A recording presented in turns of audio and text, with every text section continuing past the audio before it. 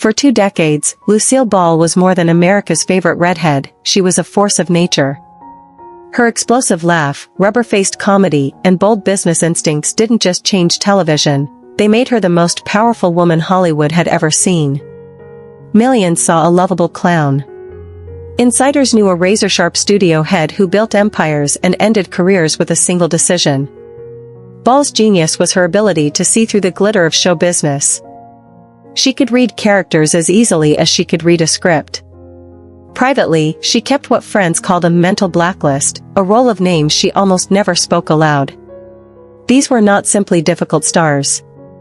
They were people Lucy believed had souls of ice and a talent for inflicting harm while hiding behind fame. When the cameras were off and the cocktails were poured, she told stories that left listeners stunned, beloved icons who shredded assistants until they fled the industry, screen goddesses who weaponized their charm to destroy rivals, award-winning legends who wasted gifts through addiction and rage. What makes this list extraordinary isn't the gossip. It's the vantage point. Ball wasn't a jealous outsider or a bitter has-been, she was the first female head of a major studio, a woman at the absolute apex of television who had nothing to gain by tearing others down. When she spoke, she did so with decades of first-hand experience, as a co-star, a boss, and a witness. Today, as we look back on Hollywood's golden age with rose-tinted nostalgia, her private judgments crack that halo. They reveal a parallel universe behind the applause where charm masked cruelty and glamour hid cold calculation. And at the top of her list sat a queen whose smile could freeze a room, Joan Crawford. When Joan Crawford walked onto the Here's Lucy set in 1971, audiences saw the gracious grande dame of old Hollywood. Her posture was perfect, her charm flawless, her smile rehearsed over decades of interviews. But Lucille Ball, sitting just off camera, saw something colder, a performance so airtight it suffocated the air around it. Long before Christina Crawford's Mommy Dearest shocked the public, Ball had already felt the chill. According to crew members, Crawford's demands arrived at Desilu in a 5-page memo detailing every variable, lighting angles, chair height, even studio temperature to the exact degree. She swept in 3 hours early with her own makeup team despite the presence of award-winning artists on staff. It was like talking to a beautiful statue, Ball reportedly told her hairdresser later. Nothing inside but ice. The facade cracked when a 22-year-old wardrobe assistant handed Crawford a dress with a barely visible wrinkle. Witnesses say Crawford exploded, calling the young woman a useless little nothing and suggesting she find work cleaning toilets where standards wouldn't be an issue. The girl fled in tears. Crawford demanded she be fired. Ball's producer refused. Tension vibrated through the rest of the taping. Then came the eerie part. As soon as the red light blinked on, Crawford reanimated like a machine pretending to be human, every laugh, every glance choreographed to seem spontaneous. Between takes she sat stone-faced and silent. Ball, famous for hugging stagehands and joking with grips, watched in visible discomfort. Later she quipped, "I performed with department store mannequins that had more genuine emotion." Years later, when Mommy Dearest revealed a private life of alleged abuse, Ball simply nodded. "I saw who she really was," she told friends. Joan Crawford was not just difficult, she was the first name on Lucy's secret list of Hollywood's ice-soul destroyers. To the public, Judy Garland will always be the vulnerable girl with the voice that could pierce the heavens, the teenager from The Wizard of Oz who became one of the most beloved entertainers of the 20th century. Lucille Ball adored that voice too. She spoke often of Garland's genius, calling her a once-in-a-century talent. But behind closed doors, Ball was blunt about the cost of Garland's chaos. In her eyes, Judy wasn't just a tragic victim of the studio system, she was a brilliant comet whose tail scorched everyone who worked near her. Ball and Garland had known each other since their MGM days. Where Lucy was famous for ironclad reliability, Garland was equally infamous for the opposite, showing up hours late, missing call times entirely, arriving too impaired to work. "Talent doesn't give you the right to destroy other people's careers," Ball reportedly told a friend. What cut her deepest was not Garland's addiction but the collateral damage, the crews who waited for hours, the producers driven to financial ruin, the co-stars who lost work when production shut down. One director recalled Ball visiting a set where Garland was scheduled to shoot. The entire crew had been there since dawn. Judy arrived at 2 p.m., sang brilliantly for 30 minutes, then declared herself too exhausted to continue. The next day 3 crew members were fired because the show had gone over budget. Ball never forgot that scene. For Lucy, this wasn't about moralizing, it was about responsibility. She had clawed her way up from B-movies and radio, surviving by being the person everyone could count on. Seeing someone with greater talent squander it through self-sabotage struck her as almost criminal. In private she called Garland magic on stage, mayhem off it, a heartbreaking example of how addiction doesn't just destroy the addict, it ripples outward, leaving careers and lives in ruins. On talk shows throughout the 1960s and 70s, Zsa Zsa Gabor sparkled like a chandelier. The accent, the diamonds, the playful self-mockery about her many marriages, it was a performance of European sophistication that audiences adored. She called it phony elegance on 2 legs. In Ball's eyes, Gabor wasn't just eccentric, she was a walking, talking advertisement for everything Hollywood pretended to be but wasn't. Lucy's dislike came from first-hand encounters. At a high-profile charity event in the late 1960s, Gabor swept in wrapped in furs and dripping jewels, playing up her exotic persona for photographers. The moment the flashbulbs died, witnesses say she snapped at volunteers, demanded special treatment, and complained about the boring event, despite being paid to attend. Ball watched the transformation with quiet fury. "That woman isn't playing a role," she later told a colleague. "She's living a lie and doesn't even know the difference anymore." What irritated Ball most was how Gabor's act reinforced the worst stereotypes about women in entertainment. While Ball had built her empire on timing, hard work, and comedic genius, Gabor built hers on calculated charm and wealthy husbands. In an era when female performers were struggling to be taken seriously as professionals, Lucy believed Gabor's brand set women back, making it easier for executives to dismiss genuine talent as decoration. Years later, when Gabor was arrested for slapping a Beverly Hills police officer, Ball reportedly wasn't surprised. "The temperamental diva act isn't an act," she told friends. For Lucy, Zsa Zsa embodied the dark side of glamour, a cultivated facade that hides contempt, entitlement, and an empty core. It was the kind of falseness she refused to tolerate in her studio or her life. Bette Davis was one of the greatest actresses of Hollywood's golden age, a performer whose intensity could melt celluloid and redefine what a leading lady could be. Lucille Ball admired that talent. She spoke of Davis's power on screen with respect bordering on awe. But off-camera, Ball saw something darker. In private she told friends, the only thing bigger than Betty's talent was her cruelty. Their paths crossed repeatedly over the decades, but the most telling moment came at an industry dinner in the mid-1960s. Davis, seated at a prominent table, spent the evening belittling waitstaff, interrupting speakers, and lacing her conversation with barbed remarks about absent colleagues. Ball, invited to join, quietly declined. "I'd rather keep my skin intact tonight," she told her host. What disturbed Lucy most wasn't Davis's famously sharp tongue when sparring with peers, it was the way she wielded it against people who couldn't fight back, young actors, makeup artists, costume designers. One Desilu employee remembered overhearing Davis tear into a nervous newcomer for mispronouncing a single word. "She shredded the girl to pieces in front of the entire crew," the witness said. Ball was so disgusted she complained to the director about allowing that kind of behavior. In Lucy's worldview, true greatness carried a duty to lift others up, not crush them. She had little patience for stars who mistook intimidation for authority, especially when they already possessed extraordinary gifts. "When you reach the top, you have a responsibility to be better, not worse," she told friends. Ball maintained professional respect for Davis's contributions to film, even appearing on the same specials, but always at a safe distance. In her private ledger, Bette Davis was proof that dazzling talent can coexist with a corrosive spirit, and that Hollywood will still applaud as long as the performance looks good. Barbara Stanwyck was everything Hollywood prized: versatile, disciplined, and unflinchingly professional. A 4-time Oscar nominee, she could move from film noir to westerns with effortless precision. To outsiders she looked like the model of self-possession. To Lucille Ball she looked like a marble statue, flawless, polished, and impenetrably cold. "Barbara scared me," Ball told a Desilu executive. "She's like a statue you'd never dare touch." Lucy's discomfort came from direct experience. During early Desilu days the two women briefly worked together.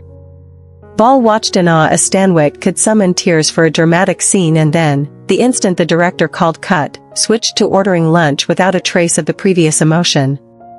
"It was like watching someone play at being human rather than actually being one," the executive recalled. For Lucy, who mined her own real feelings to make comedy authentic, that emotional on-off switch felt inhuman. What truly sealed Ball's judgment, however, was Stanwyck's relationship with her adopted son, Dion. After raising him as a single mother, Stanwyck reportedly severed ties entirely as he grew older, a choice that horrified Ball, who had fought to co-parent amicably with Desi Arnaz after their divorce. "Whatever problems you have with your kids, they're still your kids. Walking away isn't an option," she told friends. For Lucy, Stanwyck embodied a more subtle kind of darkness than tantrums or cruelty, a detachment so deep it extended even to family. She could admire the professionalism, respect the craft, but she could not reconcile maternal abandonment with the persona of strength Stanwyck projected on screen. "She plays strong women," Ball reportedly said, but off-screen she leaves people in tears, including her own. In Lucy's private ledger, that coldness was as disturbing as any diva's outburst. Tallulah Bankhead was a walking headline, the velvet-voiced rebel whose outrageous wit and open sexuality made her a cult figure long before brand was a word. Audiences loved the shock, the stories, the unapologetic excess. But when Lucille Ball invited her onto the Lucy Desi Comedy Hour in 1957, she got more than headline material, she got a production floor hurricane. Crew members still talk about that week. Rehearsals derailed before they began, Bankhead arrived late, visibly impaired, forgetting lines. Tossing in lewd improvisations that couldn't air on 1950s television. She'd just start cursing or make sexual jokes mid-scene, one production assistant remembered. The censors would have fainted. Then came the wandering, disappearing mid-take, reappearing with unpredictable bursts of physicality that threw off other actors and once nearly knocked over an expensive camera. Lucy had given Tallulah the slot because she was a big name. By the end she was muttering to Desi Arnaz, "Never again." Working with her was like choreographing a hurricane, a staffer recalled Ball saying. "Impossible, and dangerous."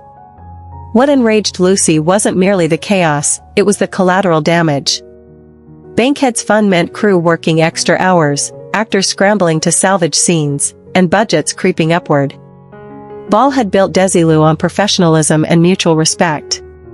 Tallulah represented everything she despised, talent squandered by self-indulgence, showmanship with no discipline, a disregard for the hundreds of people whose livelihoods depended on the clock running on time. In Lucy's private moral code, wildness wasn't a charm when it made others pay the price. Bankhead was proof that charisma without responsibility is just destruction with a punchline. Behind the smoky laugh and outrageous one-liners, Ball saw a pattern that still haunts entertainment, how star power can excuse behavior that would sink anyone else. Shelley Winters reinvented herself more than once. From a blonde bombshell of the 1940s to a two-time Oscar-winning character actress, she had the kind of dramatic talent that could electrify a screen. But Lucille Ball, who crossed paths with her often, nicknamed her a storm in a dress. In private she told friends, "You never know if you're getting calm waters or a Category 5 hurricane." Ball's judgment didn't come from gossip but from witnessing Winters' volcanic temperament. At a Hollywood fundraiser in the late 1960s, Winters felt slighted and, according to multiple witnesses, launched into a public meltdown. She screamed at organizers, threw a drink, and made such a spectacle that guests began leaving. Lucy, seated at a nearby table, quietly turned to her companion and said, "And that's why I declined to sit with Shell." Behind the scenes, Winters' outbursts were even more troubling. A Desilu executive once suggested a minor script change during a meeting. Winters didn't argue, she threw her cocktail on him.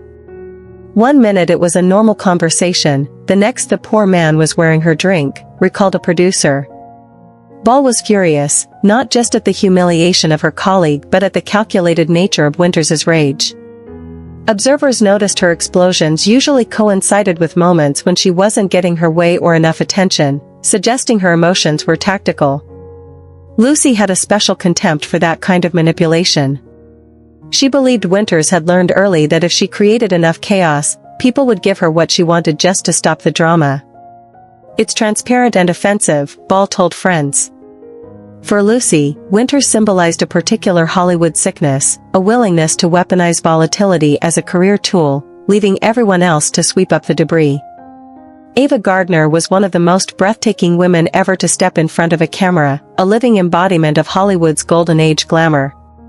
Her exotic looks, her torrid romances with Frank Sinatra and Howard Hughes, her magnetic screen presence, all of it created a myth of dangerous allure. But Lucille Ball, who had known Gardner since the MGM years, saw behind the myth. In private she told a friend, "Ava doesn't just burn bridges. She dances on the ashes while they're still smoldering."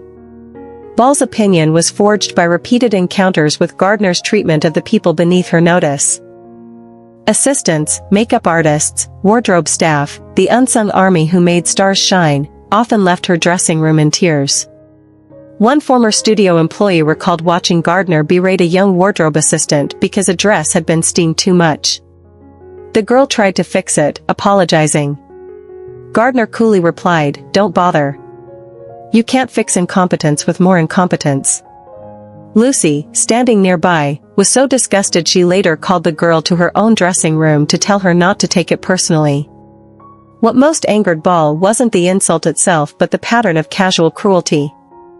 At an industry event in the mid-1960s, Gardner loudly referred to Ball as a washed-up clown, apparently hoping the remark would reach her. Lucy wasn't wounded, she was revolted. "Beauty doesn't excuse ugliness of spirit," she told friends. For Ball, Gardner represented the industry's ugliest reflex, enabling monstrous behavior because of extraordinary beauty. Lucy used to say, if Ava had been born plain, she'd have had to develop a personality. Instead, privilege calcified into entitlement. Behind the stunning exterior, Ball saw a hollowed-out humanity, a living reminder of how Hollywood's worship of beauty can rot characters from the inside out. Vivian Vance might be the most shocking name on Lucille Ball's private list. Together, as Lucy Ricardo and Ethel Mertz, they created one of television's most beloved female friendships. Viewers saw two women united in mischief and laughter. What they didn't see were the years of jealousy, insecurity, and bruising clashes that nearly tore the partnership apart before it became legendary. From the beginning there was tension. Vance was only 2 years older than Ball but cast as the frumpy sidekick. Ball, worried that Vance was too attractive for the role, reportedly required her to stay overweight, a humiliating clause in her contract. "Imagine being told to dull yourself to keep your job," a colleague later said. For Vance, it was a bitter pill. For Ball, it was insurance for a delicate balance on screen. The resentment was inevitable. Vance didn't stay silent. She called Ball that tough old broad behind the scenes and accused her of being controlling. One explosive confrontation came when Vance believed Ball was deliberately stealing focus during a rare solo moment. She stormed into Lucy's dressing room and unleashed a string of accusations. Ball fired back that Vance should be grateful to have a job at all. "They fought like sisters," recalled a writer from the early seasons. "They knew exactly where to hit to draw blood." And yet, over time, something shifted. As the show's success deepened, mutual respect replaced suspicion. Vance saw that Ball's perfectionism came from a drive to make the best show possible. Ball recognized Vance's loyalty and talent. By the 1970s they were true friends. When Vance stood by Lucy during her divorce from Desi Arnaz, Lucy never forgot. Their bond proved Ball's point: even deep wounds can heal when honesty, respect, and shared purpose replace ego.